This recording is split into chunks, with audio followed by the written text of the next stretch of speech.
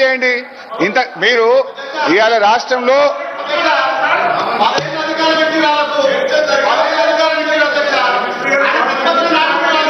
ఈ విషయంలో ప్రతిపక్ష నాయకులు వచ్చి మాట్లాడితే మంచిగుంటది.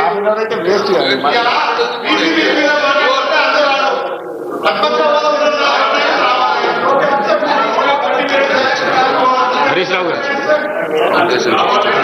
గారు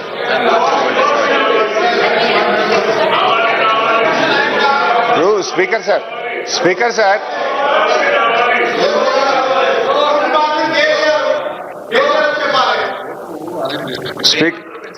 సార్ మేము అడిగేది ఒక్కటే విషయం.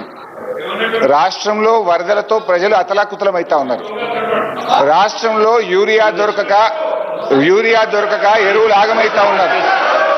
ఈ పరిస్థితుల్లో అసలు నేను మాట్లాడాలి వద్దు, వాళ్ళు మాట్లాడుకోండి.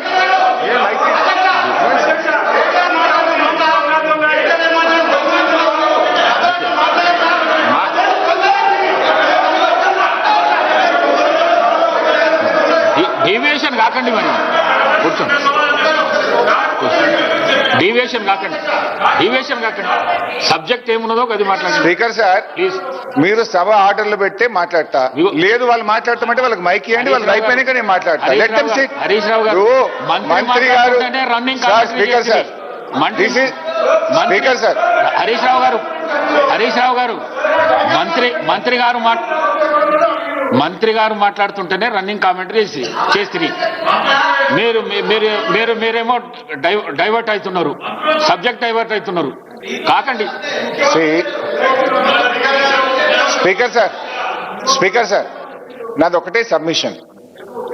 మీరు ఈ సబ్జెక్ట్ మీద 4 రోజులైనా నేను మాట్లాడడానికి ప్రిపేర్డ్ ఉన్నా. మీరు రేపు ఎల్లుండి ఆవలెల్లుండి రాత్రి 1 గంట దాకా మాట్లాడదాం. వాస్తవాలు ప్రజలకు తెలవాల్సిన అవసరం ఉంది. నిజాలు ప్రజలకు తెలవాల్సిన అవసరం ఉంది.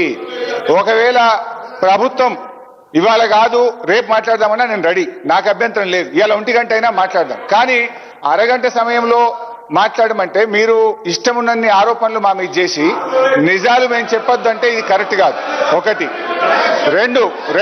రెండు అధ్యక్ష, నేను పీపీటీ అడిగినా ఇంకా క్లియర్ గా చెప్దామనుకున్నా, విజువల్ గా చూయించి ఈ సభ్యులకు రాష్ట్ర ప్రజలకు అర్థమయ్యే విధంగా సభలో పీపీటీ పెట్టి ఎక్స్ప్లెయిన్ చేస్తామంటే మీరు అవకాశం ఇవ్వలేదు. ఓకే. 3, నిన్న బీఏసీ మీటింగ్ లో మనకు రాష్ట్రంలో ఎరువులు దొరకక రైతులు అల్లాడుతున్నారు. రాష్ట్రంలో వరదతో ప్రజలు ఇబ్బంది పడతా ఉన్నారు. దాని మీద మాట్లాడదామంటే లేలే అది మాకు ఇంపార్టెంట్ కాదు, వరదల తర్వాత ఎరువులు తర్వాత బురద రాజకీయాల మీద మాట్లాడదామని పెట్టారు. ఓకే, దీని మీదనే మాట్లాడతా. కానీ మినిస్టర్ గారు గౌరవ